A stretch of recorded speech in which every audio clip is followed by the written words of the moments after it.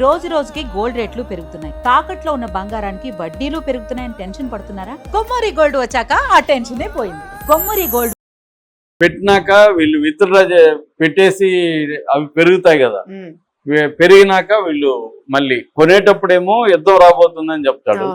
యుద్ధం రాబోతుందంటే అన్ని డౌన్ అవుతాయి. డౌన్ అయినప్పుడు వీళ్ళు కొంటారు. మళ్ళీ యుద్ధం ఆపేస్తున్నాం అంటాడు మండే. యుద్ధం ఆపేస్తున్నా అన్నప్పుడు పెరుగుతాయి. మళ్ళీ పెరిగినప్పుడు వీళ్ళు విత్డ్రా చేసుకుంటారు.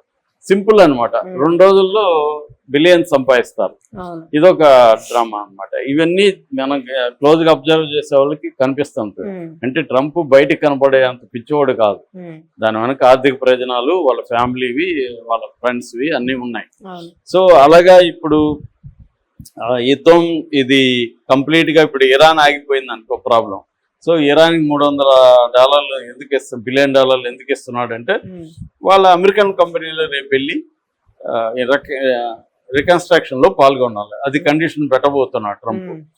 ఇరాన్ దాని ఒప్పుకోవట్లేదు. ఇరాన్ ఏముంటుందంటే ఇది మా నష్టపరిహారం అంటే నువ్వు మాకు డబ్బులు ఇస్తే మేము దాన్ని ఏం ఇక్కడ చైనా ఉంటుంది. మళ్ళీ చైనా రికన్స్ట్రక్షన్ లెక్క ఎంటర్ అవుతుంది. ఎందుకంటే ఇరాన్ సొంతంగా రికన్స్ట్రక్షన్ చేసుకోలేదు కాబట్టి. సో అదొక ఆల్రెడీ ఎంఓయూలో అది కుదిరింది. ఇప్పుడు ఎంఓయూ ఏంటంటే 60 రోజుల వరకు ఎంఓయూ ఉంటుంది. 60 రోజుల్లో 300 బిలియన్లు వీళ్ళకి డబ్బులు ఇస్తుందా మరి పెట్టుబడులు పెడుతుందా చూడాలి. ఇక రెండవది ఏంటంటే ఆల్రెడీ ఇరాన్ ఆస్తులు ఫ్రీజ్ అయినాయి చాలా దేశాల్లో.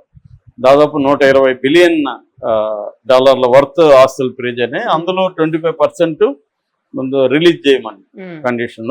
అట్లాగే హార్మూజ్ ని ఓపెన్ చేయాలి ఈ 60 రోజుల్లో అనేది కండిషన్. దీని తర్వాత అసలు విషయం వస్తుంది. అసలు విషయం ఏంటి?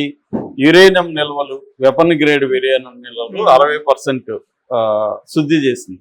మామూలుగా న్యూక్లియర్ బాంబు తయారు చేయడానికి 90% శుద్ధి చేసిన యురేనియం అవసరం. U-235 అంటారు దాన్ని.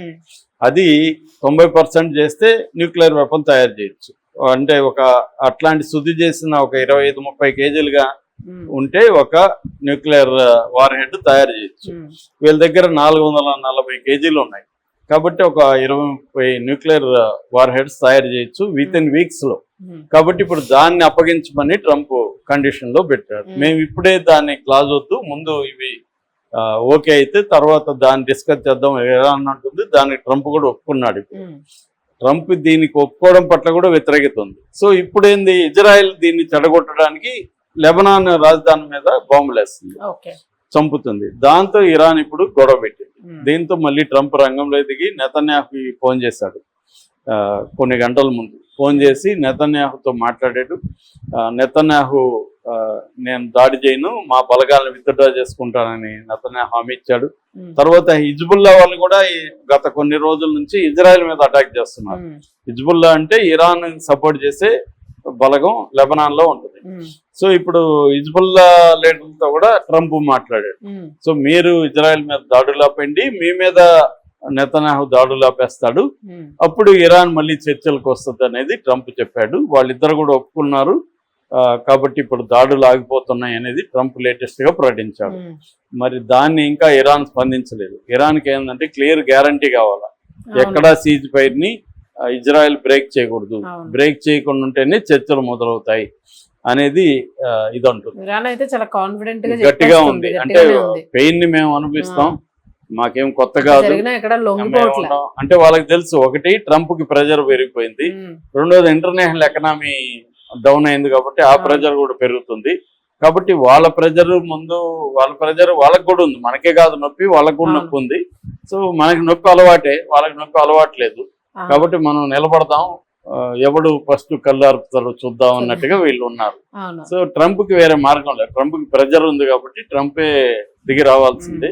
అది కూడా వీళ్ళకి తెలుసు. అందుకని వాళ్ళు ఏంటంటే ఈ బార్గెనింగ్ లో ఆరితేరారు. అబ్బాస్ అరాగ్చి బుక్ కూడా రాశాడు, నెగోషియేషన్స్ ఎలా చేయాలి అంటే సాగదీస్తా వెళ్ళాలి. అప్పుడు అవతలోడు తప్పకుండా లొంగిపోతాడు అనేది వాళ్ళ థీరీ అన్నమాట. అది ఇక్కడ జరుగుతుంది కరెక్ట్ గా. సో నాకు తెలిసి ఏంటంటే యుద్ధం మళ్ళీ మునుపట్లాగా రాకపోవచ్చు మాక్సిమం. ఎందుకంటే ట్రంప్ కున్న ప్రెజర్ అయితే కాకపోతే నెతన్యాహు దీన్ని ఒప్పుకొని నిజంగానే చేస్తాడా? మళ్ళీ నెతన్యాహుని ట్రంప్ కంట్రోల్ చేయకపోతే యుద్ధం అనేది మళ్ళీ వస్తుంది. కంప్లీట్ కంట్రోల్ చేయగలిగితే యుద్ధం కనీసం టెంపరీగా అవుతుంది. మళ్ళీ ఒక 8 నెలలు 9 నెలలు 1 year మళ్ళీ అటాక్ చేయొచ్చు నెతన్యాహు, జైలుకి వెళ్లకుండా ఉంటాయి. ఎందుకంటే జైలుకి వెళ్లకుండా కాపాడింది కూడా ట్రంపే నెతన్యాహు, లేకపోతే అతని మీద 3 కేసులు ఉన్నాయి, ఇప్పటి జైలు కూర్చునేవాడు.